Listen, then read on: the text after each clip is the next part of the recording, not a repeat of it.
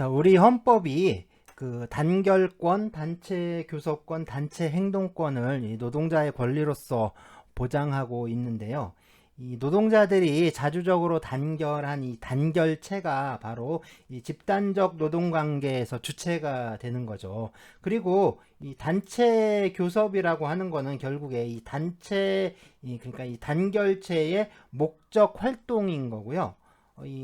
그리고 이 단체 행동이라는 거는 결국에 이 단결체의 존립과 목적을 그 실력으로 관철하기 위한 하나의 투쟁 수단인 거죠.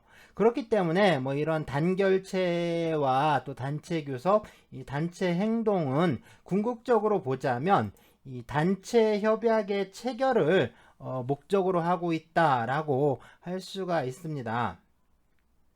하지만 이 단체 행동이라는 거는 이 단결체나 또는 이 단체 교섭과는 그 차원을 달리하는 좀 특별한 성격을 가지고 있는데요.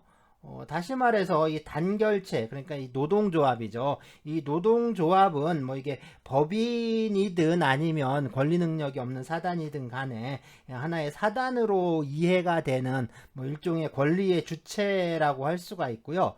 또 이 단체 교섭이라는 거는 이 단체 협약이라는 일종의 규범 계약을 체결하기 위한 그 교섭이라고 할 수가 있습니다.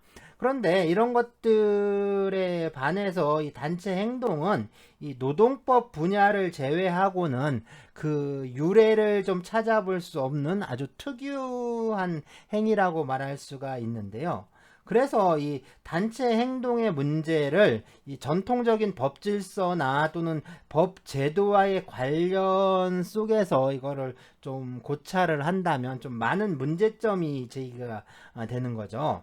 뭐 이제 다시 말하자면 이 단체 행동이라는 거는 뭐 계약이나 법률을 근거로 해서 어떤 법적인 권리를 관철하려고 하는 뭐 이 소송상의 행위도 아니고 또 어떤 불법적인 침해 행위에 대한 자구 행위도 아닙니다. 그렇죠. 이게 이 사용자가 이 노동자들이 요구하는 대로 뭐 임금 인상이라든가 아니면 다른 노동 조건의 향상을 이행해야 하는 어떤 법적인 의무를 지고 있는 것도 아니죠. 또 노동자들의 사실적 요구를 그대로 수용하지 않는다라는 것이 또 이 노동자들에 대한 어떤 불법적인 침해 행위가 되는 것도 아닙니다. 네, 그러니까 이 단체 행동을 인정한다라고 하는 거는 이 노동자들이 사실적인 실력 행사를 통해서 자기들의 경제적 지위를 좀 향상시키려고 하는 것을 이 제도적으로 인정한다라는 의미죠.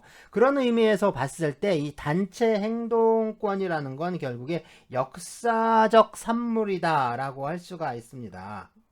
자, 이 사용자와 노동자들의 이해관계의 대립을 이 투쟁 행위에 의해서 해결하도록 하는 거. 바로 이제 이런 게 단체 행동이라고 할 수가 있는데요. 그렇기 때문에 이러한 단체 행동은 대부분의 경우에 이 노동자 자신들 뿐만 아니라 이 사용자에게도 그리고 나아가서는 어떤 전체적인 이 국민 경제에도 많은 부담을 줄 수밖에 없습니다. 그렇기 때문에 이 단체 행동은 좀 어떤 이 단체 행동에 대한 뭐 어떤 이해라든가 어떤 그 행사의 그 한계 획정에 관해서는 좀 신중을 기하지 않을 수밖에 없는 건데요. 자, 이런 이유 때문에 그 외국 같은 경우에도 이 단체 행동권에 대해서 이를 좀 규율하는 어떤 그 법률의 범위 안에서 행사할 수 있도록 그렇게 이제 좀 유보적으로 보장을 하고 있다거나 또는 법 이론적으로 이 단체 행동권은 좀 최후의 수단으로서만 행사할 수 있다. 뭐 이렇게 이제 또 주장을 하고 있습니다.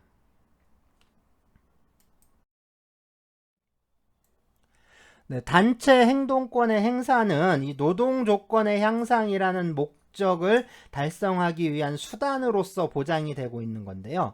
네, 우리 헌법 제33조 제1항이 이것을 좀 명백히 하고 있습니다. 그래서 이 헌법 규정은 쟁의행위를 수행하는 그런 노동조합의 조합원들의 노동조건 향상을 위해서 행해지는 그 쟁의행위의 정당성을 정하고 있는 거죠. 그렇기 때문에 이러한 쟁의행위의 목적과 다른 그런 쟁의행위들, 그러니까 뭐 다른 사업장의 파업을 지원하는 뭐 이제 동정파업이라든가 또는 뭐 연대파업 또는 이제 정부나 국회를 상대로 하는 어떤 정치 파업 뭐 이런 것들은 좀 정당성에 좀 이제 문제가 있는 거라고 할 수가 있겠죠. 그래서 이 노동법 개정을 목적으로 하는 그 경제적 어떤 정치 파업 이런 것도 결국에 궁극적으로 봤을 때 이 노동 조건의 향상을 목적으로 하는 것이니까 정당성을 가진다라는 견해도 있습니다. 이런 견해도 있는데 이게 또 이제 반대 견해에 의하면 그 목적을 실현할 수 있는 상대방은 국회이고 또 이 투쟁 행위로 인해서 피해를 입는 상대방은 사용자니까 이 사용자에 대해서 이 노동조합과 어떤 파업 참가 노동자들의 민형사상 책임은 면책될 수가 없다. 그래서 노동조건의 향상을 위한 쟁의행위가 정당성을 가지기 위해서는 그 목적을 실현할 수 있는 상대방 당사자인 사용자에 대해서 행해져야 하기 때문이다 라고 해서 어떤 노동법 개정을 위한 그 쟁의행위의 정당성을 인정할 수 없다라는 견해도 또 있습니다. 이렇게 이제 각각 견해가 대립하고 있는데요.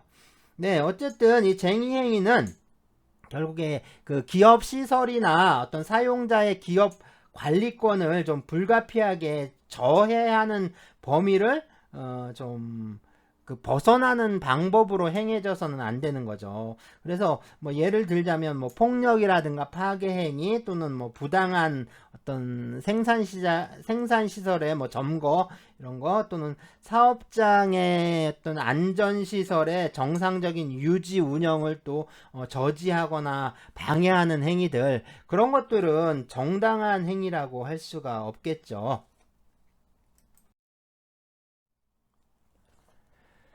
자, 노동자들이 이 노동조합을 결성을 합니다. 그리고 이 그 노동조합에 의해서 그 이제 단결된 힘, 그러니까 이 단결력을 배경으로 해서 사용자와 어떤 그 이제 대등한 지위에서 뭐 노동관계의 유지라든가 아니면 노동 조건의 향상을 위해서 교섭을 하게 되는데요. 그러다가 이러한 이제 그 평화적인 단체 교섭이 좀 난항을 거듭하다가 이게 이제 또 결렬이 되는 거죠. 이렇게 결렬되는 경우에 이 노사 관계는 사실 이제 분쟁 상태에 들어가게 됩니다. 그래서 이러한 분쟁 상태 하에서 노동자 측이나 사용자 측 모두 이제 자기에게 좀 유리하게 어떤 이제 그 주장을 자기 주장들을 이제 관철시킬 수 있는 그런 유리한 상황을 만들기 위해서 그 실력 행사로서 이 쟁의 행위를 하게 되는 거죠. 자, 노동자들의 전형적인 쟁의 행위는 결국에 파업인데요. 이 파업이라는 거는 노동자들이 집단적으로 노무 제공을 거부를 하면서 자신들의 주장을 관철시키려고 하는 뭐 일종의 실력 행사라고 할 수가 있습니다. 그런데 이 노동운동이 아주 일찍부터 발달했던 게 영국이거든요. 그래서 이 영국 같은 경우에도 이 노동자들의 파업을 초기에는 이 형사상 어떤 공모죄에 해당한다라고 해서 이제 형사처벌을 하면서 금지를 했는데 뭐 그 이후에는 또 이제 민사법상으로 여러 가지 또 제한을 가했습니다. 그런 후에 이 쟁의행위권이 그러니까 이제 쟁의를 할 수 있는 권리가 단결권의 보장과 함께 좀 법적으로 확립이 됐는데 뭐 그 행사에 있어서는 그러니까 쟁의행위를 하기 위해서는 여러 가지 좀 제한이 가해지고 있는 거죠. 네, 이 쟁의행위는 노동자들에 의한 것이든 또는 뭐 사용자에 의한 것이든 간에 이 노사 쌍방에게 상당히 많은 부담을 주죠. 그것뿐만 아니라 이 노동자와 사용자 측뿐만 아니라 이 전체적으로 봤을 때 국민 경제에도 상당히 큰 영향을 미칠 수가 있기 때문에 이 노사 간의 분쟁은 평화적으로 타결한 것이 가장 이상적이다라고 할 수가 있습니다. 자, 하지만 이 사유재산 제도와 또 시장 경제 체제를 이 구조적인 요소로 하고 있는 이 자본주의 사회에 있어서는 이 노동자들이 자신들의 노동 조건을 실질적으로 대등한 지위에서 평화적으로 교섭할 수 있는 거, 그거는 결국에는 뭐냐면 이게 궁극적으로 보면 이 단결력과 또 어떤 그 쟁의행위라는 투쟁력을 배경으로 하고 있기 때문이다 라고 할 수가 있는 거죠. 그러니까 이 단결력과 투쟁력에 의해서 대등한 지위를 획득할 수밖에 없다. 예, 이런 점은 부인할 수가 없습니다. 네, 그렇기 때문에 이 쟁의행위는 평화적 단체 교섭의 실현을 뒷받침하는 그 비상수단인 동시에 또 이 사유재산 제도와 시장 경제 체제가 인정되고 있는 한 이 노동자들의 생존을 확보하기 위한 불가피한 수단이다라고 이렇게 말할 수가 있는 거죠. 바로 여기에 이 자본주의 체제 하에서의 집단적 노사관계의 어려움이 또 있는 겁니다. 그리고 이 어려움을 최소한으로 축소시키기 위해서는 결국에 이 쟁의행위의 구조적 정당성의 문제라든가 또 노사협조를 위한 새로운 방향 모색이 좀 진지하게 검토되지 않으면 안 된다라는 거죠. 자, 그렇다면 이제 이 뭐 우리가 단체 행동이니 쟁의행위니 뭐 노동쟁이니 이런 말들을 많이 사용하고 있는데요. 예, 노동쟁의와 또 쟁의행위에 대해서는 노동조합 및 노동관계조정법에서 또 개념 정의를 하고 있습니다. 그런데 우리 이제 단체 행동에 대해서는 이거를 보통은 이 쟁의행위와 단체 행동을 같은 의미로 사용하는 경우가 좀 많아요. 그래서 이 노동쟁의라든가 어떤 쟁의행위, 단체 행동의 개념에 대해서 좀 알아보도록 하겠습니다. 자, 먼저 노동쟁의인데요. 이 노동조합법에서 규정을 하고 있습니다. 이 노동조합법에 의하면 노동쟁의는 노동조합과 사용자 또는 사용자 단체 간의 임금, 노동시간, 복지, 해고, 기타 대우 등 노동조건의 결정에 관한 주장의 불일치로 인하여 발생한 분쟁 상태를 말한다라고 하고요. 뭐 이 경우에 이 주장의 불일치라고 하는 거는 이 당사자 간의 합의를 위한 노력을 계속하여도 더 이상 자주적 교섭에 의한 합의의 여지가 없는 경우, 이런 경우를 말한다라고 합니다. 그러니까 일반적으로 봤을 때 이 평화적인 단체 교섭이 이 단체 협약의 체결에 이르지 못하고 좀 깨지는 경우, 그런 경우에는 뭐 어떤 이제 실력 행사를 좀 하지 않더라도, 그러니까 뭐 파업이라든가 뭐 이런 걸 하지 않더라도 이 노동쟁의는 발생한 것이 되는 거죠. 그래서 이제 주장의 불일치로 인해서 딱 그 이제 교섭이 결렬된 상태가 바로 이제 노동쟁의의 상태라고 할 수가 있습니다. 자, 쟁의행위는요, 역시 노동조합법 제2조 제6호에서 정하고 있는데, 이 쟁의행위라는 거는 파업, 태업, 직장 폐쇄, 기타 노동관계 당사자가 그 주장을 관철할 목적으로 행하는 행위와 이에 대항하는 행위로서 업무의 정상적인 운영을 저해하는 행위라고 하고 있습니다. 그러니까 이 노동조합이나 또는 사용자가 뭐 이제 어떤 그런 분쟁 상태를 좀 자기 측에게 유리하게, 그러니까 자기 쪽으로 좀 유리하게 전개를 해서 그 주장을 이제 관철시키기 위해서 그런 관철시킬 목적으로 행하는 어떤 투쟁 행위라든가, 그리고 그런 투쟁 행위에 대항하는 행위로서 이 업무의 정상적인 운영을 저해하는 행위를 말하는 것이죠. 그렇기 때문에 이 쟁의행위는 노동쟁의와 다르게 이 파업, 뭐 태업, 뭐 또는 직장 폐쇄와 같은 어떤 구체적인 이 투쟁행위라든가 대항행위를 가리키는 말이라고 할 수가 있습니다. 자, 이 노동쟁의와 그러면 쟁의행위를 구별하는 문제인데요. 도대체 이걸 왜 구별을 하느냐? 구별하는 그 이익은, 그 실익은 어디에 있느냐라는 건데, 예, 그런 이제 이 노동쟁의와 쟁의행위를 구별하는 실익은 이게 이제 평화적인 단체 교섭이 결렬돼서 분쟁 상태가 되고 난 다음에 뭐 이제 다시 실력 행사인 투쟁 상태에 돌입하는 시기를 좀 확정을 해서 이 노동법상의 뭐 여러 가지 규정들을 좀 적용하려는데 이 구별하려고 하는 그 이유가 있어요. 그래서 노동쟁의는 이 평화적인 단체 교섭이 실패하면 사실상 발생되는 건데, 예, 이 노동조합법상으로는 뭐 제45조 1항의 규정이 있는데요. 이 노동관계 당사자 중에 어느 일방이 상대방에게 서면으로 통보한 때부터 이 객관적으로 존재하는 것으로 이제 볼 수가 있습니다. 뭐 이것에 대해서 이 쟁의행위라는 건요, 업무의 정상적인 운영을 저해하는 행위니까 그런 행위를 말하는 거예요. 그래서 이 쟁의행위가 노동조합법상 이 적법하게 행해지기 위해서는 먼저 뭐 이제 조정을 신청을 해야 되고요. 일정한 조정 기간이 경과되지 않으면 또 이 쟁의행위를 할 수가 없습니다. 따라서 이 쟁의행위의 사실적 개념과 이 어떤 적법성 개념은 좀 구별해서 이해를 해야 되는 거고요. 그리고 이 노동쟁의와 쟁의행위는 이 발생 시기라든가 그리고 내용에서 구별이 되고 있다. 구별된다라는 점에 대해서도 좀 주의를 해야 합니다.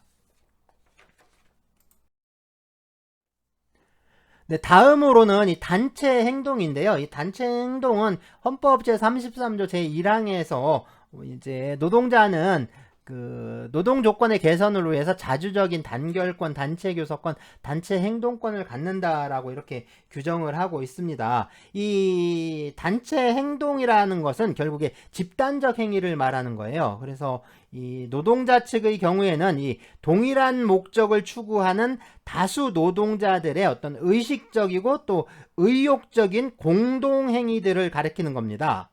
네, 그래서 예를 들자면 뭐 이제 쟁의 행위인 파업이나 태업 같은 건 당연히 포함하고 뭐 그거 이외에도 뭐 가두 시위라든가 또 집회하는 거, 또 완장 착용, 뭐 피켓팅 이런 것들도 모두 단체 행동에 속하는 거죠.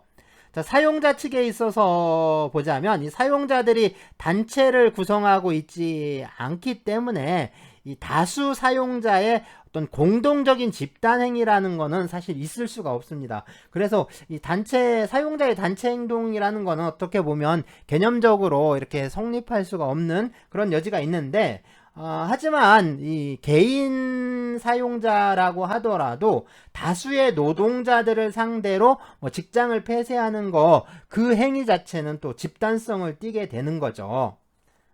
자, 이러한 집단적 행위인 단체 행동은 반드시 업무의 정상적 운영을 저해하는 거, 그런 업무의 정상적 운영의 저해를 수반하지 않는다는 점에서 보면 이건 쟁의 행위보다는 그 개념 범위가 훨씬 넓습니다. 그리고 이 단체 행동이 또 노동쟁의와 같이 어떤 단순한 노사 간의 분쟁 상태를 또 뜻하는 것도 아닙니다.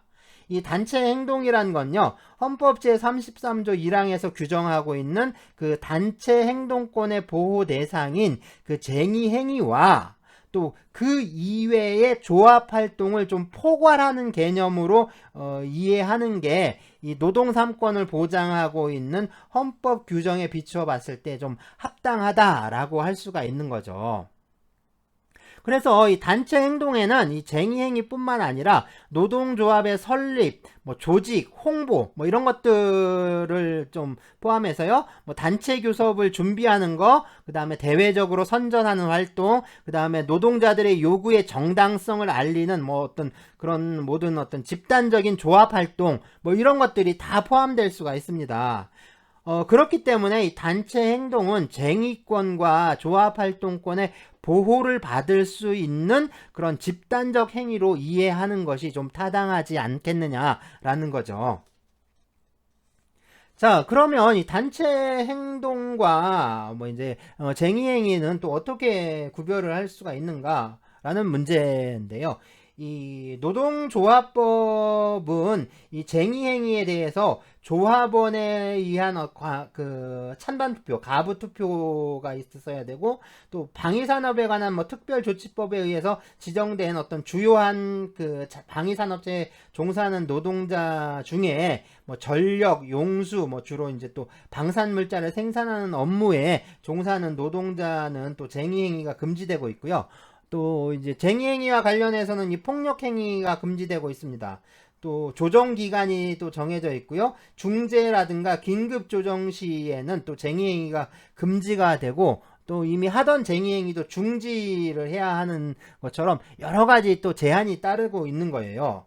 그런데 이러한 어떤 제한 규정은 결국에 뭐냐면 그 쟁의행위에만 적용이 된다라는 거죠. 그러니까 쟁의행위가 아닌 단체 행동들은 그런 제한이 가해질 수 없는 거죠. 그래서 예를 들자면 뭐 전단지를 살포하는 거, 그러니까 유인물을 이렇게 살포한다거나 완장을 착용하거나 뭐 피켓팅을 하는 거, 이런 것들의 경우에 이게 업무의 정상적인 운영을 저해하지 않는 이상은 이러한 제한 규정이 적용되지가 않습니다.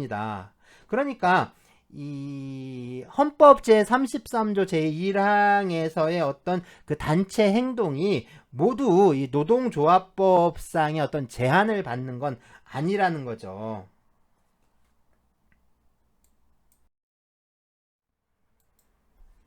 쟁의행위는 이 집단적 노사관계에서 나타나는 어떤 투쟁행위라고 할 수가 있는데요.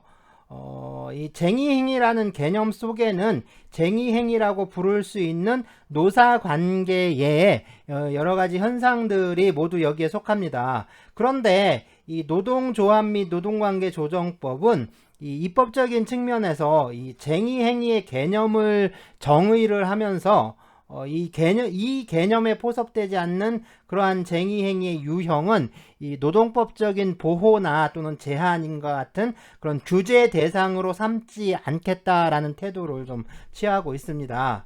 그런 의미에서 이 노동조합법상의 쟁의행위에 관한 그 개념 정의 규정은 이건 적어도 쟁의행위의 적법성이라든가 또는 정당성을 판단하기 위한 실질적인 전제 요건을 규정한 것이다 라고 할 수가 있습니다.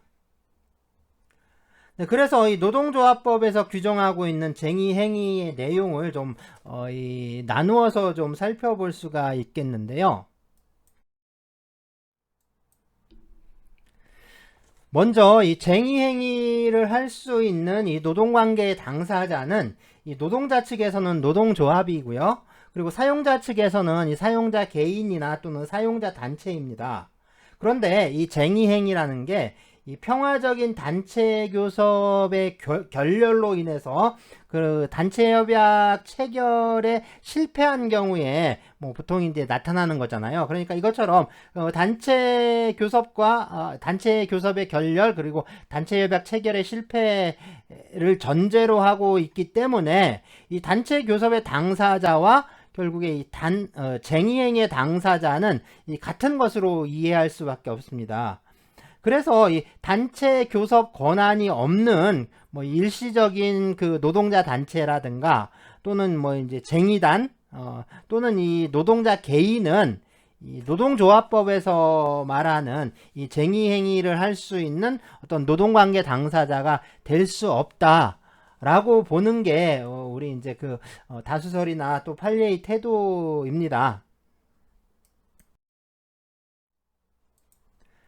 다음은 쟁의행위의 목적인데요. 이 쟁의행위는 단체 교섭에 의해서 타결하려고 하는 어떤 임금이라든가 노동시간, 복지, 해고, 뭐 기타 대우 등에 관한 이 노동조건의 결정에 관한 노동관계 당사자의 주장의 불일치로 인해서 발생한 분쟁 상태, 그러니까 이 노동쟁의 상태죠. 이러한 노동쟁의 상태에서 자기 측의 주장을 관철하려는 수단으로 행사하는 거죠.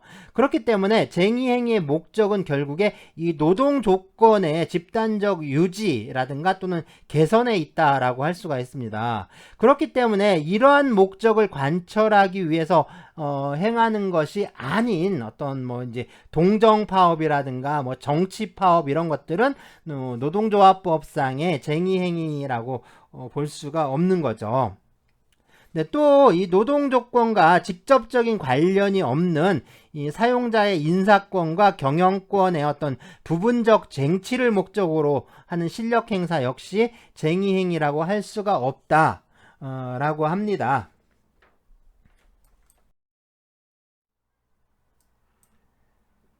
네, 쟁의행위의 수단인데요. 이 쟁의행위는 업무의 정상적인 운영을 저해하는 행위이기 때문에 뭐 이제 동맹파업과 같이 뭐 집단적인 노무 제공을 거부하거나 뭐 혹은 또 이제 직장 폐쇄와 같이 노동자들의 조업을 집단적으로 봉쇄하는 것이어야 합니다.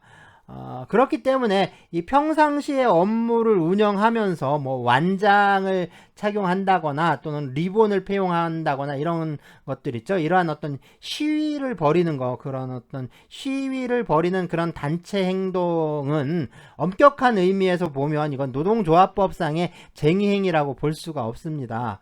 또 이 노동관계를 또 종국적으로 종료시키기 위해서 하는 어떤 총사퇴, 총사직 이것도 쟁의행위라고 보기는 좀 어렵다라고 이렇게 해석이 됩니다. 자, 다음으로 절차인데요. 이 노동조합법에는 이 협약 당사자 간에 이 단체 교섭이 실패했을 경우에 뭐 일정한 절차, 그러니까 뭐 조정 절차라든가 또는 뭐 이제 조합원들의 어떤 찬성 의결 뭐 이런 것들을 그 좀 규정하고 있는데 그런 절차를 거칠 것을 규정하고 있습니다. 그리고 이제 판례는 이러한 절차를 거치는 것을 쟁의행위의 정당성의 한 요건으로 또 판단을 하고 있어요.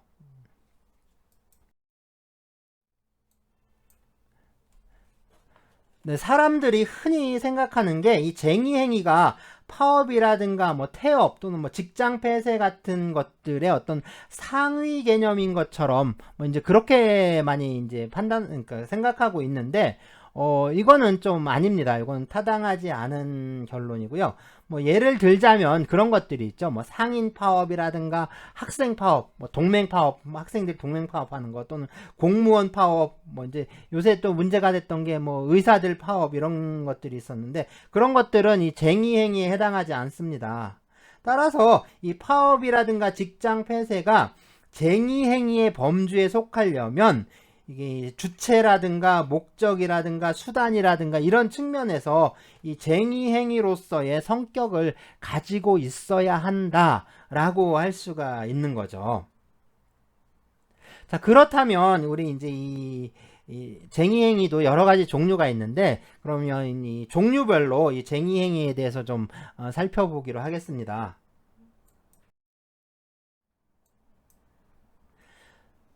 자, 먼저 파업인데요. 우리가 쟁의행위라고 하면 모두 이제 생각나는 게 다 파업이잖아요. 그래서 이 파업은 노동자의 쟁의행위 중에서 가장 오랜 역사를 가진 그리고 이제 가진 거고 또 어떤 가장 전형적인 투쟁 형태라고 할 수 있습니다. 근데 이 파업은 이 다수의 노동자가 이 노동 조건의 유지라든가 또는 개선이라는 목적을 쟁취하기 위해서 조직적인 방법으로 그리고 또 공동적으로 이제 공동으로 노무 제공을 거부하는 행위를 말해요. 하지만 이 노동자들이 집단적으로 노무를 거부하는 건 뭐 이제 노동자들이 주장하는 그런 개선된 노동 조건 하에서 앞으로 노동을 계속할 것이다 라는 걸 전제하고 있는 거죠. 그렇기 때문에 이 파업이 종료한 후에 노동자들은 이 노동을 계속할 의사를 가지고 있다라는 것이 이 파업의 또 하나의 중요한 특징이라고 할 수가 있습니다. 자, 이것처럼 이 노동자들이 파업 후에 계속해서 노동할 의사를 가지고 있다는 것은 이 파업 기간 중의 노동관계와 파업 종료 후의 노동관계에 대한 어떤 법적 판단을 위해서 매우 중요한 요소가 되고 있어요.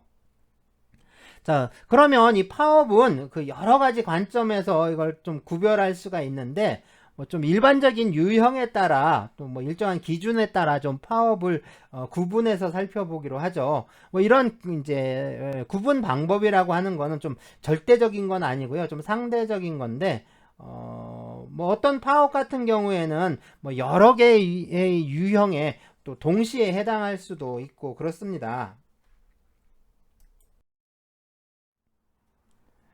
네, 먼저 이 조직상의 구별하는 방법인데요. 그래서 이 조직 파업과 또 비조직 파업으로 나눕니다. 이거는 이 노동조합의 조직하에 행해여진 그 조합원에 의한 파업이냐, 뭐 이제 또는 노동조합의 규약이나 또는 지시에 위반하는 그런 조합원 파업이냐, 또는 뭐 조합원이 아닌 노동자들의 파업이냐, 뭐 이런 것들을 좀 구별하는 방법이에요. 그래서 이 노동조합의 조직하에 이루어지는 건 조직 파업이라고 하는데, 네, 이 노동조합법, 우리 노동조합법에서는 이런 조직 파업을 쟁의행위로 또 전제하고 있습니다. 그런데 이 노동조합이 아닌 뭐 이제 그냥 일반 노동자들의 파업을 보통 이제 비조직 파업이라고 하는데, 이 비조직 파업의 경우에는 이 조합원이 아닌 그러니까 조합원이 아닌 노동자들의 파업뿐만 아니라,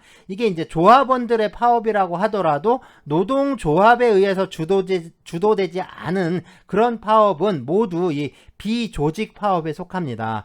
특히 이 노동조합에 의해서 주도되지 않거나 또는 뭐 이제 소수의 조합원들에 의해서 행해지는 파업을 보통 이 와일드캣 스트라이크, 비공식적 파업이라고 할 수가 있는데요.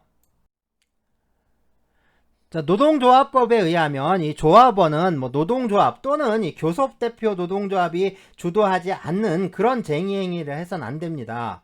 그래서 이 조합원이 노동조합의 의사에 반해서 독자적으로 하는 그런 쟁의행위, 그런 파업을 이 이제 와일드캣 스트라이크, 뭐 들고양이 파업, 뭐 또는 이제 살쾡이 파업이라고도 하는데, 이 비공식적인 파업, 그러니까 노동조합이 주도하지 않은 그런 파업을 말합니다. 이 와일드캣 스트라이크는 이 노동조합의 통제 책임을 수행할 수 없게 한다는 점에서 좀 고려를 하고, 또 이러한 파업의 그 어떤 허용할 수 있는지 여부, 그러니까 이제 정당성 여부에 대해서도 좀 많은 다툼이 있어 왔기 때문에 이런 것들을 좀 설정한 것이다 라고 볼 수가 있습니다.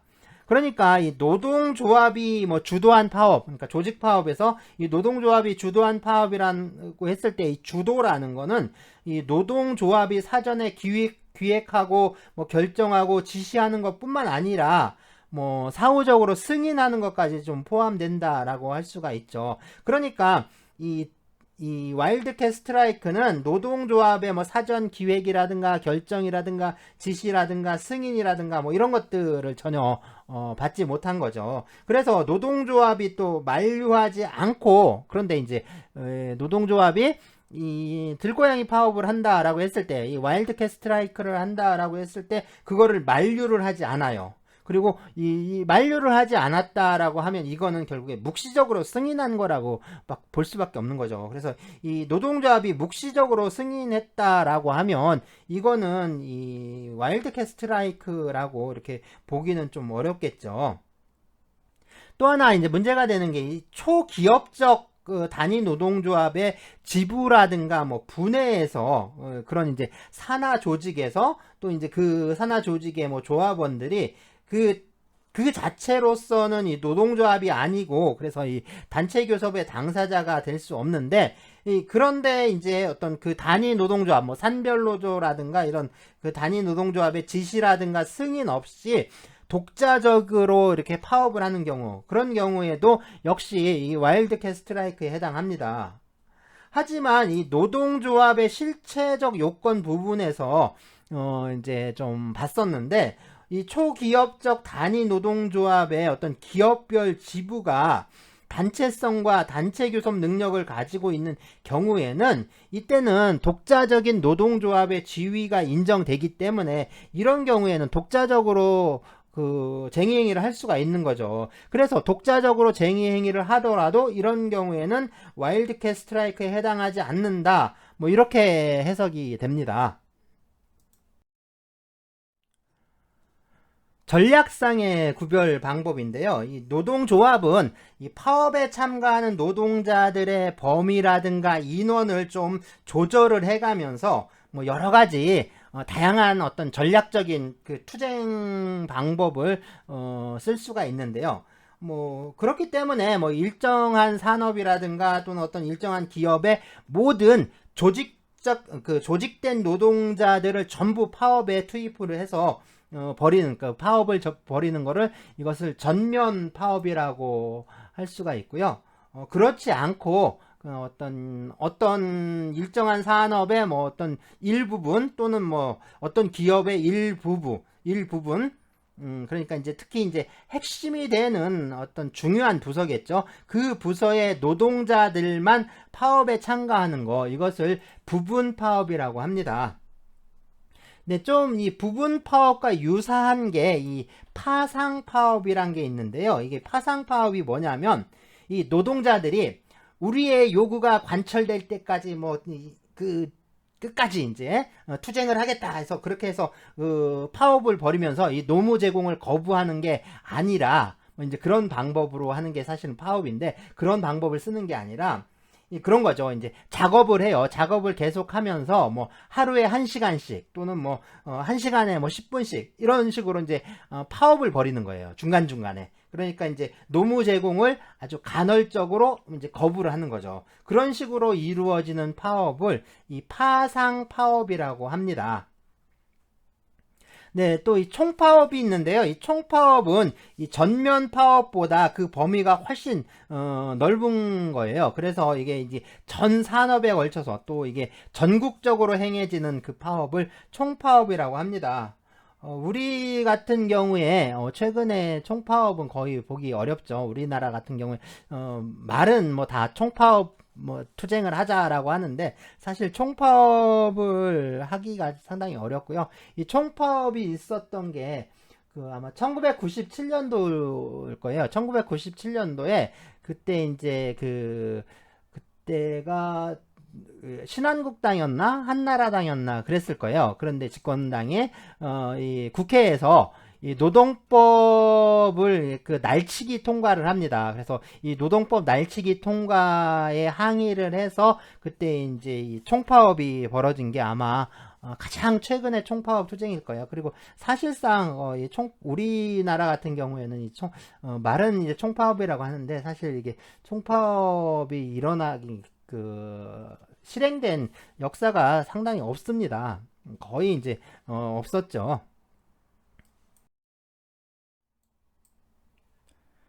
네, 또 파업을 이 공격적 파업과 방어적 파업으로 구별하기도 하는데요.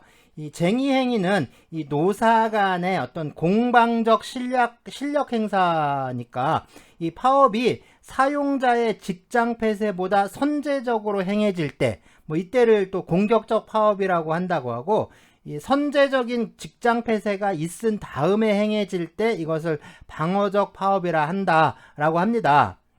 하지만 이 공격적이냐 방어적이냐 하는 거는 반드시 이 물리적인 시간의 선후 관계에 따라서 판단될 수 있는 건 아니고요.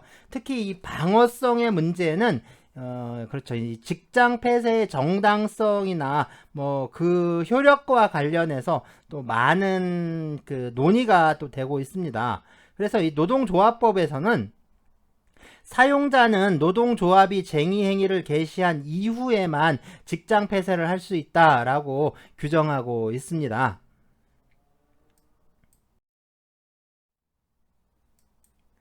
네, 투쟁 목적에 따라서 뭐 투쟁 파업이냐 시위 파업이냐 또 이렇게 나누기도 하는데요. 파업이 이 상대방인 이 사용자의 주장을 꺾고 자기 자신의 주장을 관철시키려는 목적을 가지고 행해지면 뭐 이것을 투쟁 파업이라고 하고, 뭐 사용자에 대한 뭐 직접적인 투쟁 목적이 없다면 뭐 그거는 시위 파업이라고 한다라고 합니다.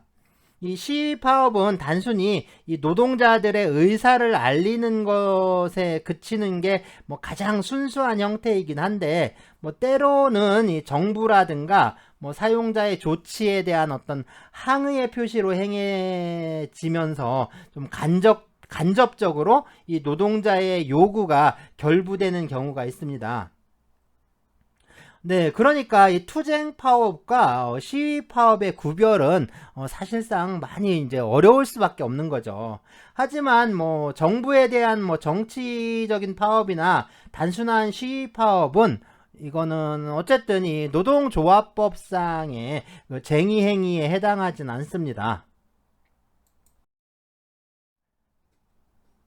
네, 파업 투쟁의 상대방이 누구냐에 따라서 또 구별하는 방법이 있는데요.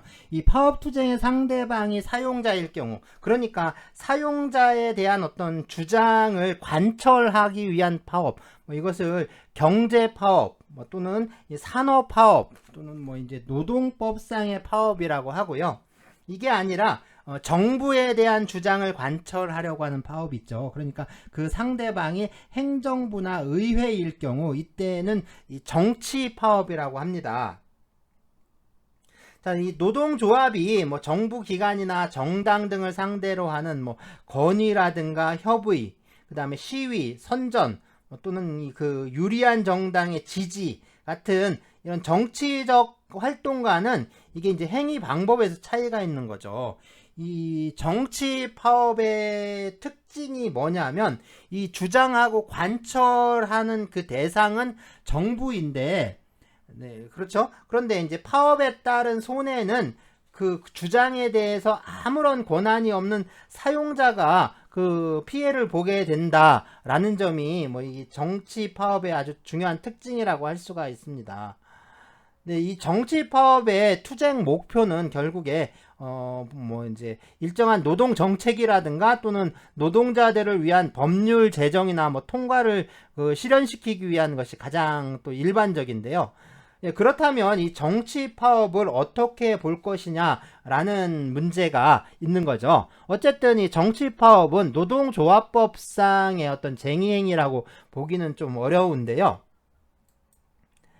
네, 그래서 이 정치 파업에 대해서는 이것을 위법하다라고 보는 위법설이 있고요. 또 하나는 좀 둘로 나누어서 고찰하는 견해가 있습니다. 먼저 이 정치 파업은 그 추구하는 목적이 정당성을 가지지 않는다라고 보는 이 위법설의 견해를 보면요. 이 쟁의 행위는 이 단체 교섭을 촉진하거나 또는 자기에게 유리하게 타결하기 위한 수단으로서만 인정되는 거고, 단체 교섭이라든가 단체 협약을 통한 노동 조건의 향상을 목적으로 해야 정당성이 인정된다라고 보는 거예요. 그렇기 때문에 이 정치 파업은 위법할 수밖에 없다라고 보는 거죠. 다시 말해서 이 노동자들이 단체 교섭상의 요구를 관철하기 위해서 쟁의 행위를 할 수 없다면 이 사용자는 단체 교섭에 불응하거나 뭐 가능한 양보도 하지 않게 되기 때문에 결국에 헌법이 단체 교섭의 촉진이라든가 실질화를 위해서 쟁의권을 보장한 것이다 라고 이해를 하는 겁니다. 자, 이 견해에 의하면 뭐 입법이나 정책 결정을 통해서 노동 조건을 향상시키려면 뭐 쟁의 행위가 아니라 여러 형태의 어떤 정치적 활동을 할 수가 있고 뭐 그것으로서 족하다라고 보는 견해인 거죠. 다음으로 이 쟁의권이 단체 교섭을 촉진하거나 또는 유리하게 타결하기 위한 수단으로서만 보장된 것이라고 이렇게 단정하기 어렵다라고 보는 견해인데요. 자, 헌법 제33조는 이 노동자가 노동 조건의 향상을 위해서 뭐 자주적 단결권, 단체 교섭권, 그리고 단체 행동권을 갖는다라고 규정하고 있잖아요. 그러니까 이 쟁의권 행사의 목적을 노동 조건의 향상, 그리고 뭐 이것과 또 불가분의 관계를 갖고 있는 이 노동 기본권의 개선을 또 포함을 하는 거죠. 뭐 이렇게 좀 이제 한정하고 있어요. 그런데 이 헌법 제32조는 그래요. 헌법 제32조는 국가는 적정 임금을 보장하도록 노력해야 하고 노동 조건의 기준을 법률로 정하고 또 여자와 소년의 노동을 특별히 보호하도록 규정을 하고 있어요. 그리고 이 노동 조건의 향상이 단체 교섭만이 아니라 국가의 입법이나 정책 결정을 통해서도 실현될 수 있다라는 것을 이 헌법 제32조가 예정하고 있는 거죠. 그리고 실제로도 노동 조건은 이 입법이나 정책 결정에 따라서 큰 영향을 받고 있습니다. 자, 이러한 법 질서 아래에서는 헌법 제33조에서 쟁의권 행사의 목적으로 규정한 노동 조건의 향상은 이 단체 교섭을 통한 노동 조건의 향상으로 아주 좁게 해석해서는 안 되는 거죠. 그래서 입법이라든가 이런 것들을 통한 노동 조건의 향상도 좀 포함하고 있다라고 그렇게 이해를 할 수가 있습니다. 물론 이 쟁의권 행사의 목적이 노동 조건의 향상을 넘어서 이 노동자의 시민적 자격에서의 권익이라든가 노동자의 생활이익 전반의 향상까지 포함하는 것으로 이렇게 확대 해석해서도 안 되는 거죠. 그렇기 때문에 이 단체 교섭을 통한 노동 조건의 향상은 향상 그것뿐만 아니라 입법 같은 것을 통한, 그러니까 이제 법률의 제정이라든가 이런 것들을 통한 노동 조건의 향상도 쟁의 행위의 정당한 목적이 될 수 있어야 한다라고 보는 견해입니다. 그렇다면 이 정치 파업은 그 목적이 노동 조건의 향상을 위한 것인지 그거에 따라서 그거에 따라서 정당성 여부를 판단해야 한다라는 게 바로 이 이분설이라고 할 수가 있어요. 다시 말해서 정치 파업이라도 특정 국가와의 외교관계 단절이라든가 이런 걸 요구하는 것처럼 노동 조건의 향상과 무관한 순수한 정치 파업은 그 목적이 정당하다라고 볼 수 없지만 이 노동법 개정이라든가 노동 조건의 향상 또는 노동 기본권의 개선 이런 것들을 관철시키기 위한 경제적, 그러니까 노동법적 정치 파업은 그 목적이 정당성을 가진다라고 볼 수가 있는 겁니다. 하지만 이 경제적 정치 파업의 경우에도 사용자가 그 파업의 목적에 관해서 아무런 권한이 없는 제3자라는 점은 좀 고려를 해야 하는 거죠. 그래서 권한이 없는 제3자에게 손해를 주는 행위는 이게 긴급피난의 경우를 제외하고는 허용되지 않는다라는 게 이 시민법상의 기본 원리이고 또 노동법이 이것을 수정하거나 폐기할 이유도 없습니다. 그렇기 때문에 경제적 정치파업은 사용자에게 주는 손해를 최소화하는 방법, 그러니까 그 정치적 주장을 시위하기 위해서 필요한 어떤 가장 짧은 시간 동안의 파업으로 그치는 그런 방법이어야 전체적으로 정당성을 가지게 된다라고 할 수가 있는 거죠. 이런 점에서 보면 이 이분설이라든가 위법설은 실질적으로 봤을 때 그렇게 이제 그 차이가 크지는 않다라고 할 수가 있습니다.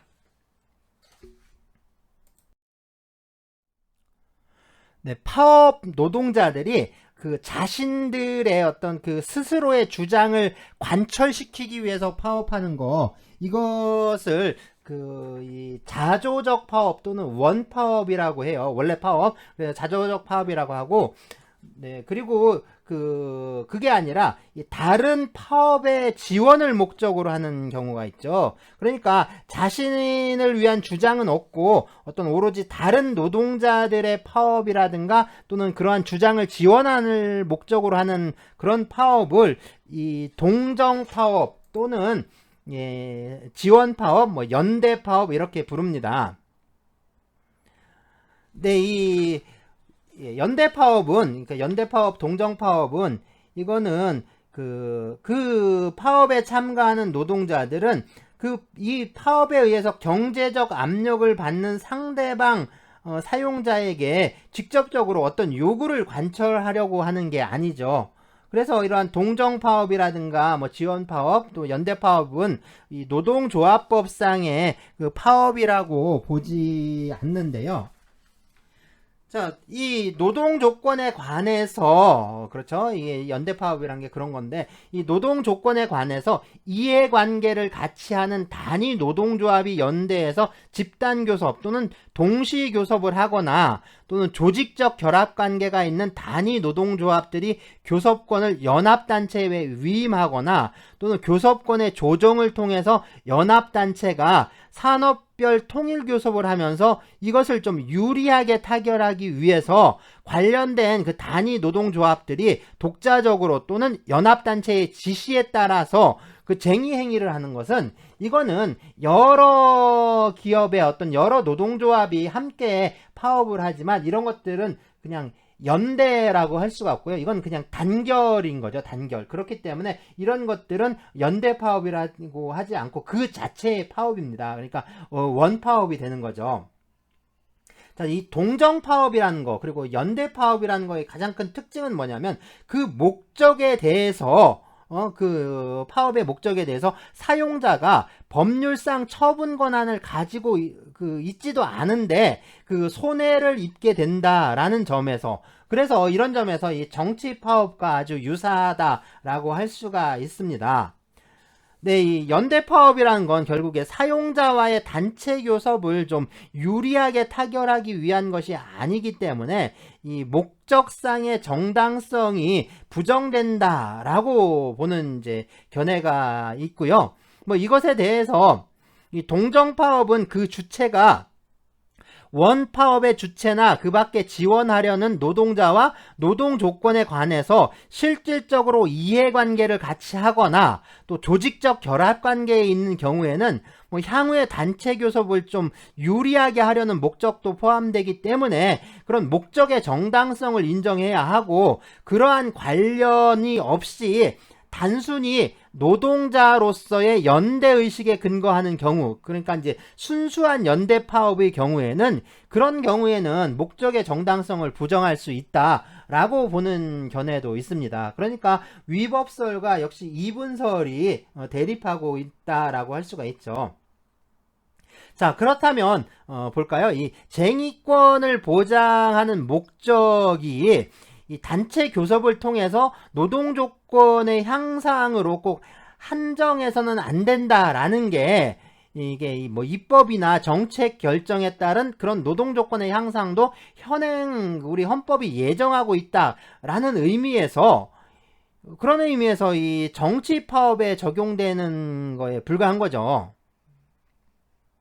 이 경제 파업의 경우에는 언제나 단체 교섭을 촉진하거나 또는 유리하게 타결하기 위한 목적이 있어야 정당성을 갖게 됩니다. 그렇기 때문에 좀 이 동정 파업의 경우, 연대 파업의 경우에는 좀 목적의 정당성을 인정하기 곤란하다라고 보는 견해가 좀 우세한 것 같아요.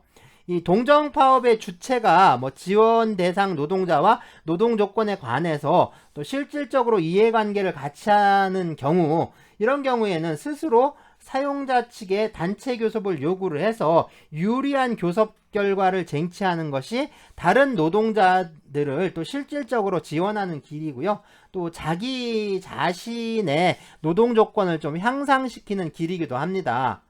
네, 또 이 연대 파업의 주체가 이 지원 대상 노동자와 조직적 결합 관계를 가지는 경우에는 이 연대 파업의 주체가 단체 교섭의 주체로 등장하면서 이게 집단 교섭이라든가 또는 산업별 통일 교섭 등의 방법을 취하는 게 훨씬 더 효과적이라고 할 수가 있는 거죠.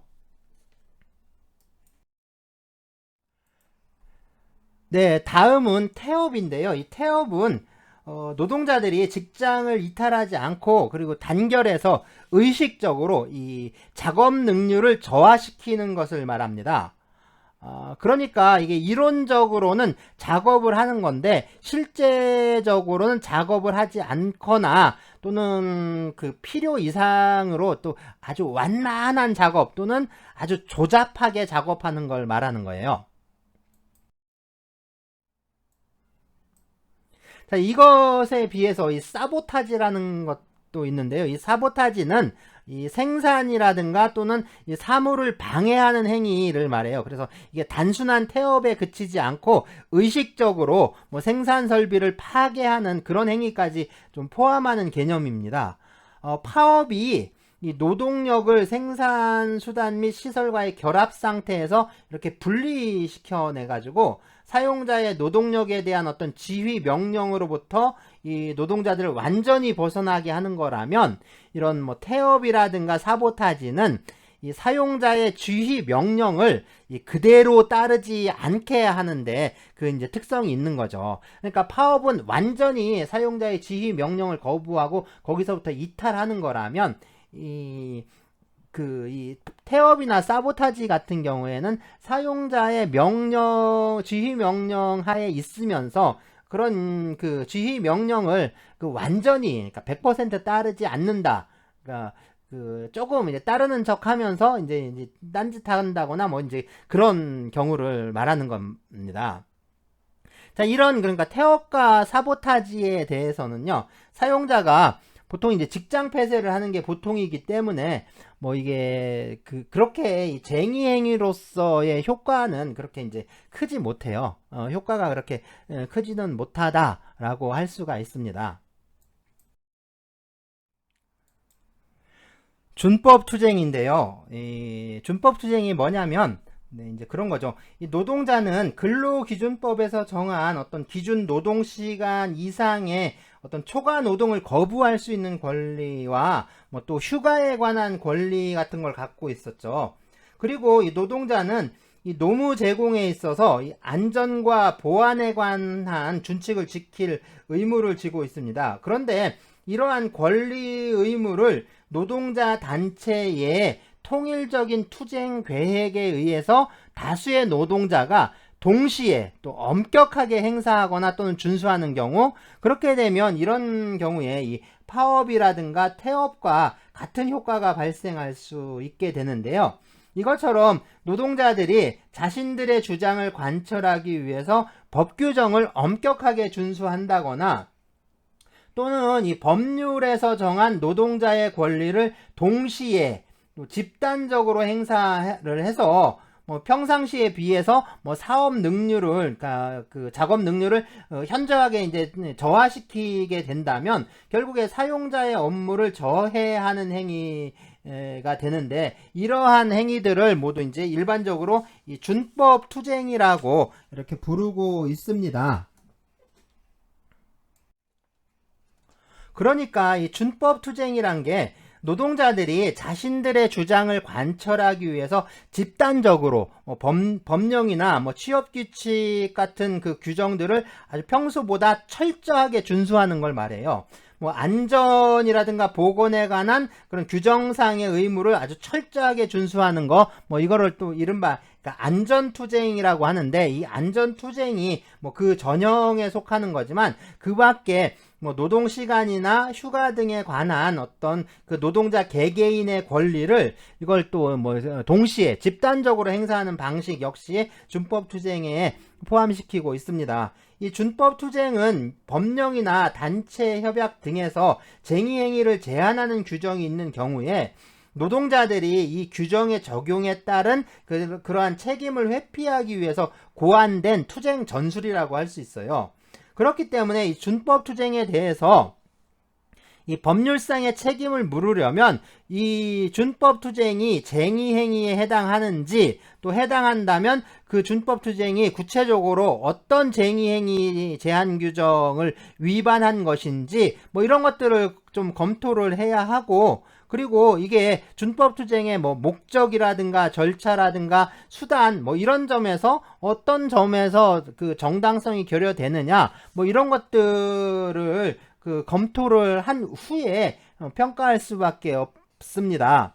자, 이것처럼 준법투쟁에 관한 법률적 접근은 이게 그 쟁의행위에 해당하는지 뭐 이제 그 여부부터 좀 따져야 되는데, 이게 개념부터 문제가 되는 거죠. 그러니까 법을 준수하는 게 어떻게 쟁의행위, 그 사업자의, 그러니까 사용자의 그 업무를 저해하는, 정상적인 운영을 저해하는 행위라고 볼 수 있느냐, 이렇게 좀 해석할 수가 있죠.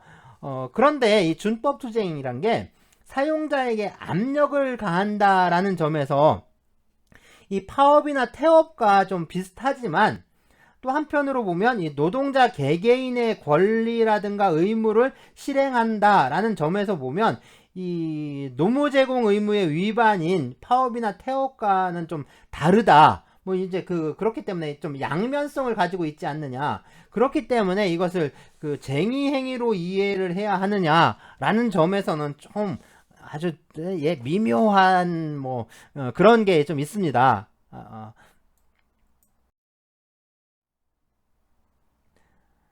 네, 그래서 이 쟁의행위라는 게 이 노동조합이 주장을 관철할 목적으로 하는 행위잖아요. 그러니까 업무의 정상적인 운영을 저해하는 행위를 말하는 거니까 결국에 이 준법투쟁이 이 쟁의행위냐 아니냐의 그 여부는 이게 어디 있냐면 업무의 정상적인 운영을 저해하느냐 그거에 따라서 이제 결정할 수밖에 없는 거죠. 그래서 여기서 이 정상의 의미를 어떻게 이해해야 되느냐라는 건데 이걸 둘러싸고 이 견해가 대립을 합니다.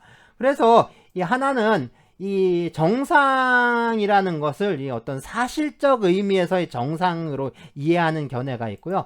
다른 측면에서는 그게 아니라 어떤 법률적인 측면에서 이 정상을 바라봐야 한다라는 견해가 있습니다. 그래서 네, 이 사실적 의미에서의 정상이라는 거, 이 사실 정상설은 이 정상이 뭐냐면 사실상의 정상을 말한다라고 일단 전제를 하고 준법 투쟁이라는 거는 사용자가 평소에 사실상 하던 업무 운영, 이게 이제 적법한지 여부를 따지지 말고 적법성 여부와 상관없이 사실상 하고 있었던 그 업무 운영을 방해하는 것이기 때문에 그래서 쟁의행위에 해당한다라고 이해를 하는 견해입니다.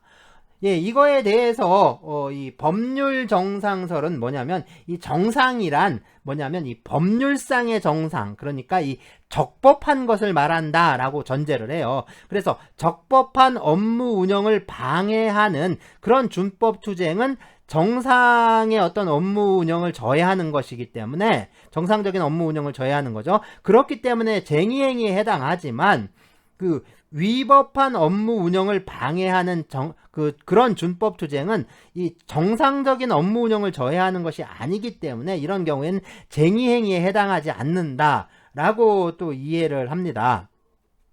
자, 판례의 경우에는 이 90년대 이후에 거의 사실적인 정상, 그러니까 이제 사실 정상설의 태도에서 이렇게 판단을 했어요. 그래서 이 택시회사 노동자들이 평소에 하던 뭐 과속, 신호위반, 합승, 부당요금 징수 이런 교통법규 위반을 이제 중단하는 거, 이런 이제 중단하는 거, 그리고 평소에 하던 어떤 그 연장 노동, 그 초과 노동을 거부하는 거, 또 평소에 쭉 해오던 휴일 노동을 거부하는 거, 그리고 또 연월차 휴가를 뭐 일제히 사용하는 거, 이런 것들이 모두 이런 것들이 모두 그러니까 쟁의행위에 해당한다 라고 판단을 했습니다. 네, 이게 이제 판례의 태도인데요. 하지만 사용자가 평소와 같이 어떤 위법한 업무 운영을 하려는 데 대해서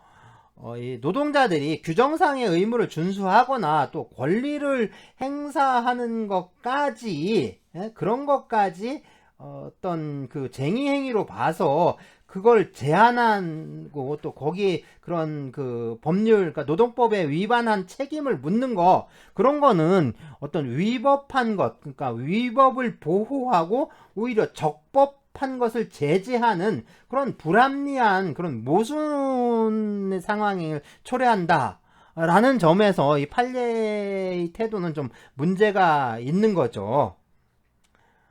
그렇게 좀 볼 수밖에 없습니다. 그래서 이 준법 투쟁이 뭐 이제 정당하냐 아니냐 이 문제에 대해서는 좀 유형적으로 어떤 살펴볼 수 있는데요.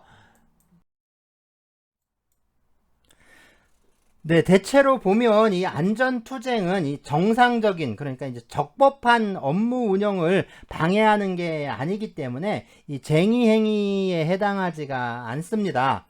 다만 이걸 좀 어떤 규정의 문헌을, 그러니까 이게 예를 들어서 뭐 이게 사문화된 규정이라거나 또는 어느 정도 약간의 위반 같은 건 좀 허용되는 그런 규정인 경우 있죠. 그런데 그런 것들에 좀, 그런데 이제 그런 어떤 그런 거에 상관없이 어떤 문헌적인 의미에만 너무 얽매여서 아주 필요한 정도를 넘어서 그냥 엄격하게 좀 준수하는 거, 이런 것들은 그렇죠. 좀 그런 경우에는 좀 관행대로 하는 게 적법한 것이기 때문에 이런 경우에는 좀 쟁의행위라고 좀 보아야 합니다.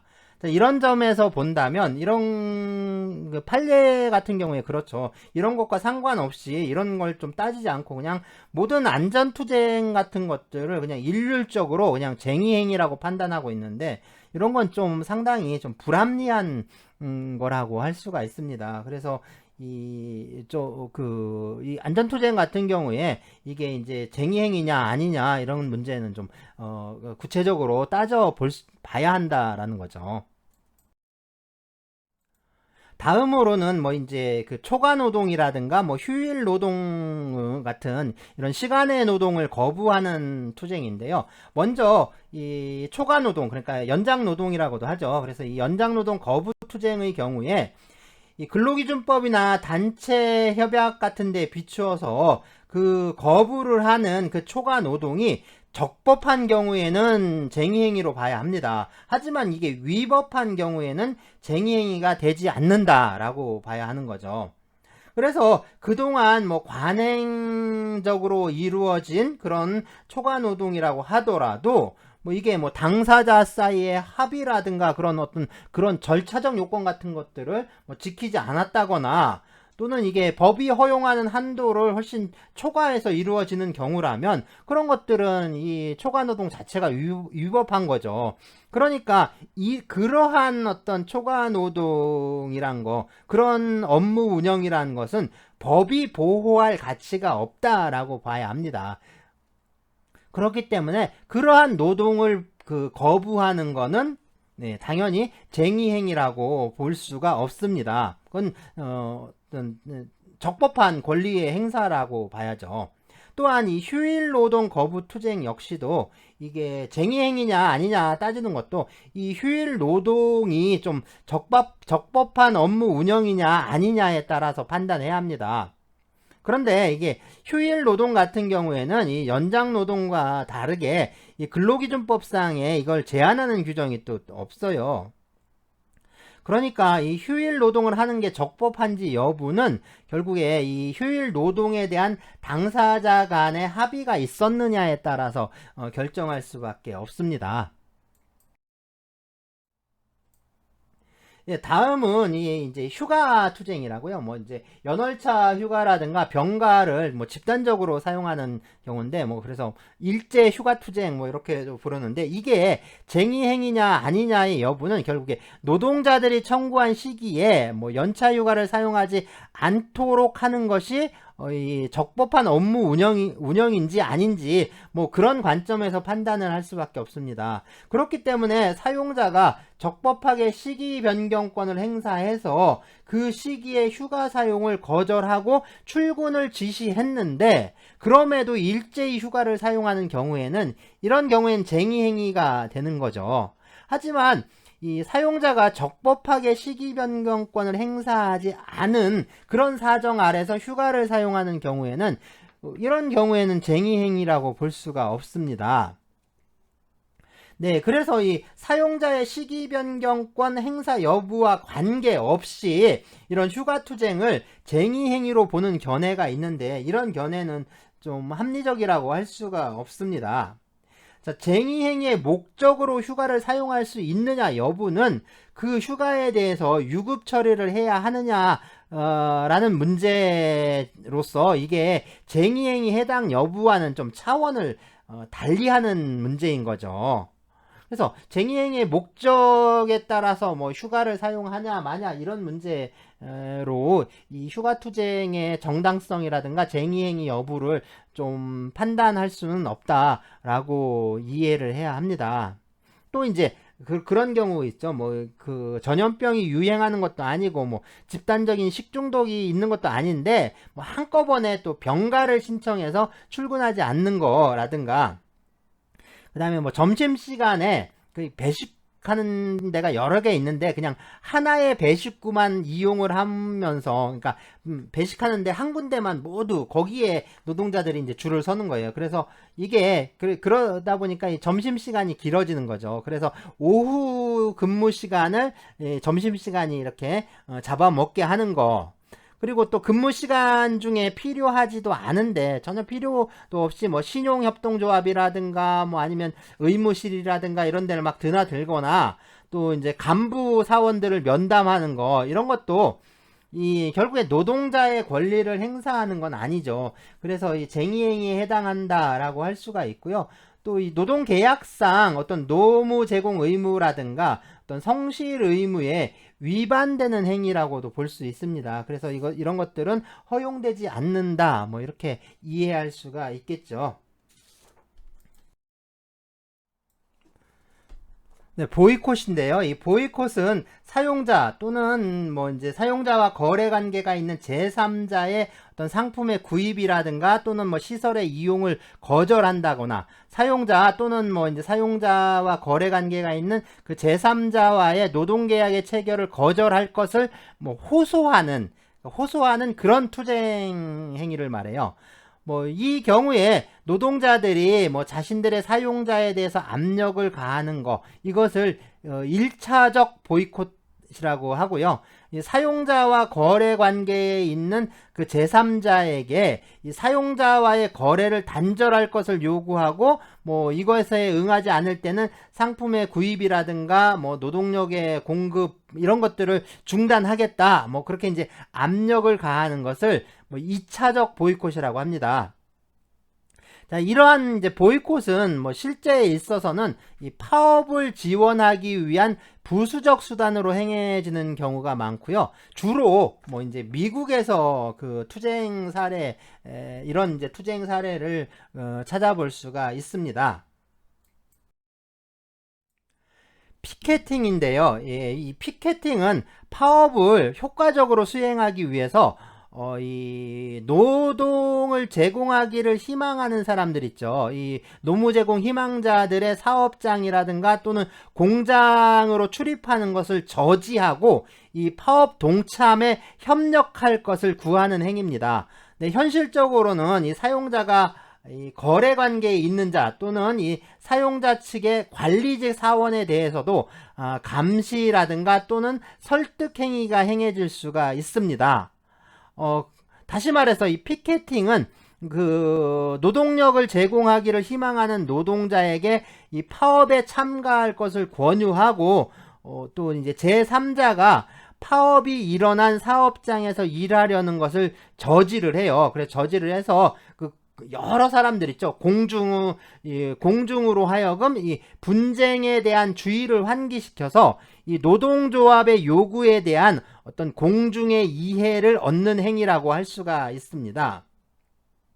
자, 이거는 이 파업 중인 또 이제 사용자에 대해서 노동력의 제공을 철저하게 차단함으로써 이 경제적인 타격을 보다 좀 효과적으로 가하려는 거라고 할 수가 있는 거죠. 보통 이 피켓팅은 사업장이라든가 또는 이 공장의 입구에서 이 플랜카드를 들고 또는 이 확성기 등을 이용을 해서 뭐 출입자를 감시하고 이 노동 희망자들에게 파업에 동조할 것을 설득하고 요구하는 행위로 나타나요.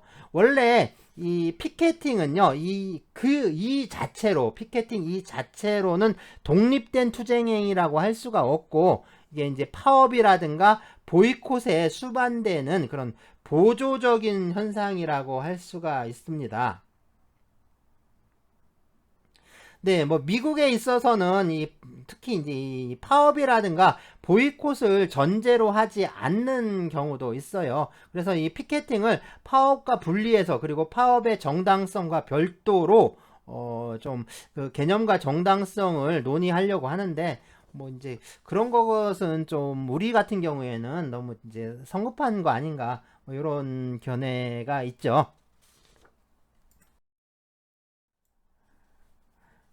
네, 다음은 이 직장 점거인데요. 이 직장 점거는 파업을 할 때 사용자에 의한 방해를 막으면서 또 이제 변화하는 사태에 좀 기민하게 대처하기 위해서 사용자의 의사에 반해서 사업장에 체류하는 그런 행위들을 말합니다. 그래서 이 직장 점거는요, 이 파업에 참가한 노동자가 단결을 유지하고 또 더불어서 이 파업의 실효성을 좀 확보하기 위해서 하는 그 수반 그 이제 하는 이 어떤 부수적으로 수반되는 그런 쟁의행위라고 할 수가 있어요. 뭐 이제 이 연자라든가 또는 농성을 하는 이 연자 농성 있죠. 그런 걸 하는 이 연자 파업의 형태를 띠는 경우가 많습니다.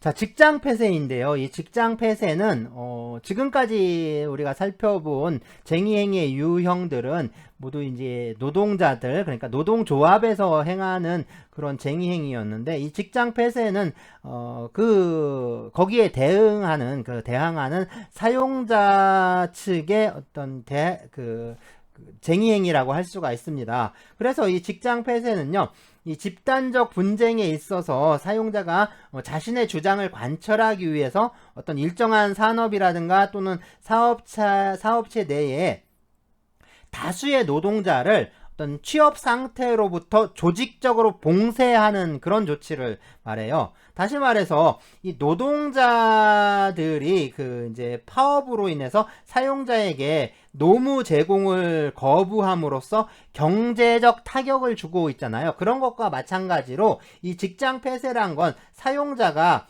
노동자들이 제공하는 그런 노무의 수령을 집단적으로 거부함으로써 그 어떤 임금을 지급하지 않는 거죠. 그래서 이 임금을 탈락시키는 겁니다. 그래서 이런 임금의 탈락에 의한 경제적 압력을 가하는 것이라고 할 수가 있습니다. 하지만 이 직장 폐쇄에 있어서도 사용자는 일단 쟁의행위가 종료되면 이 노무 수령이 거부됐던 노동자들을 다시 취업시킨다라는 것이 전제가 되어 있는 거죠. 그렇기 때문에 이 직장 폐쇄는 이 집단적 해고는 아니고요. 직장 폐쇄 중에 이 노동계약 관계의 어떤 주된 그 권리 의무만 이게 정지될 뿐입니다. 그리고 직장 폐쇄는 어디까지나 이 노사 사이의 집단적 분쟁 상태를 전제로 하는 것이기 때문에 어떤 경영 운영상이라든가 또는 경영 기술상의 이유에서 뭐 휴업을 하거나 또는 어떤 그 작업을 정지하는 그런 것과는 좀 이게 구별된다라고 할 수가 있는 거죠. 네, 그리고 이 직장 폐쇄를 행하는 사용자의 어떤 구체적 행위는 결국에 이 노무 수령을 거부한다는 통보 또는 선언만으로는 충분하지 않아요. 현실적으로 공장이라든가 사업장의 어떤 출입구를 폐쇄함으로써 뭐 이제 사회 통념상 그 공장이라든가 또는 사업장의 출입과 또 노무 제공이 불가능하다라고 이렇게 생각되는 그런 상태를 좀 발생하게 해야 합니다. 예, 직장 폐쇄는 파업이 있은 다음에 뭐 그 반격으로 취해지는 게 보통이죠. 그래서 이거를 뭐 임금이라든가 뭐 어떤 노동 조건의 저하를 위해서 뭐 공격적으로 행할 수는 없습니다. 네, 예, 우리 이제 기업 경영과 노동법 수업은 예, 많이 좀 아쉽긴 하지만 여러분들도 그렇죠. 좀 많이 아쉬운 느낌이 드는 것 같은데 뭐 어쩔 수 없죠. 어쨌든 우리 학기가 이렇게 정해져 있으니까 뭐 여기서 끝내야 할 것 같습니다. 그래서 여기서 좀 마치는 방향으로 하고요. 네, 이제 뭐 이제 좀 수업은 끝났지만 이제 성적 평가를 위한 어떤 이제 기말 시험이 남아 있으니까 기말 시험 준비 잘 하셔서 이제 좋은 결과 있으시길 바라고요. 네, 모두 노력한 만큼 뭐 이제 이렇게 좋은 결과가 있기를 바라겠습니다. 다음 학기에는 제가 아마 글로벌 비교 노사 관계라는 수업을 담당하게 될 것 같은데요. 이 글로벌 비교 노사 관계 수업은 뭐 이제 유튜브에 지난 학기 수업도 올려놨었는데 다음 학기에는 좀 내용을 조금 이제 바꿔볼 생각입니다. 그래서 이제 지난 학기 했던 그 노사관계 수업은 주로 이제 노동 분쟁의 해결 문제라든가 어떤 사회 보장, 노동자들의 어떤 사회 보험이죠. 그러니까 그런 문제들 이런 것들을 위주로 해서 좀 다루었었는데 뭐 거기에 대한 내용은 그 지난 학기 수업한 파일들이 있기 때문에 뭐 그런 것들을 참조하시면 될 것 같고요. 다음 학기에는 약간 좀 주제를 바꿔서 다루지 않았던 뭐 이제 좀 그런 내용들을 위주로 해서 좀 집중적으로 살펴볼까 합니다. 그래서 뭐 이제 방학 동안에 이제 그 거기에 대한 뭐 이제 교재라든가 뭐 이런 것들을 좀 준비를 해야겠죠. 네, 이번 수업이 우리 이제 기업경영과 노동법의 마지막 수업이긴 한데, 네, 그동안 우리 이제 출석 인증 과제를 쭉 해오면서 마지막 수업에서 또 안 하면 약간 또 섭섭한 어떤 좀 서운한 느낌이 들 것도 같아요. 그래서 뭐 이제 크게 어렵게 뭐 이렇게 할 건 아니고요. 저기 그냥 한 학기 동안 어떤 이 노동법 수업을 통해서 뭐 어떤 그러니까 노동법 수업을 마무리하면서 어떤 떠오르는 뭐 느낌이라든가 아니면 뭐 간단한 인사말 뭐 이렇게 적어주시면 될 것 같습니다. 뭐, 그 우리 그 첫 번째 주에 출석 인증 과제가 뭐 시작하는 인사말이었나요? 그러니까 이제 끝날 때는 이제 끝나는 인사말을 적어주면 될 것 같고요. 네, 그렇게 간단하게 그냥 적어주시기 바랍니다. 그래서 느낌이라든가 아니면 뭐 인사말 뭐 이렇게 적어주시고, 그리고 이제 그 이제 다음 주에 우리 이제 중요한 진짜 중요한 어떤 기말 시험이 남아 있으니까 기말 시험 준비 잘 하시고 그래서 예, 노력한 만큼 모두 좋은 결과가 있길 바라겠습니다.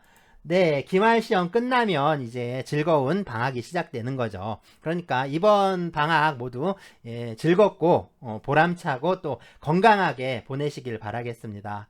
네, 여러분 모두 한 학기 동안 수고 많으셨고요. 네, 감사합니다. 네, 다음 학기에 뵙도록 하죠.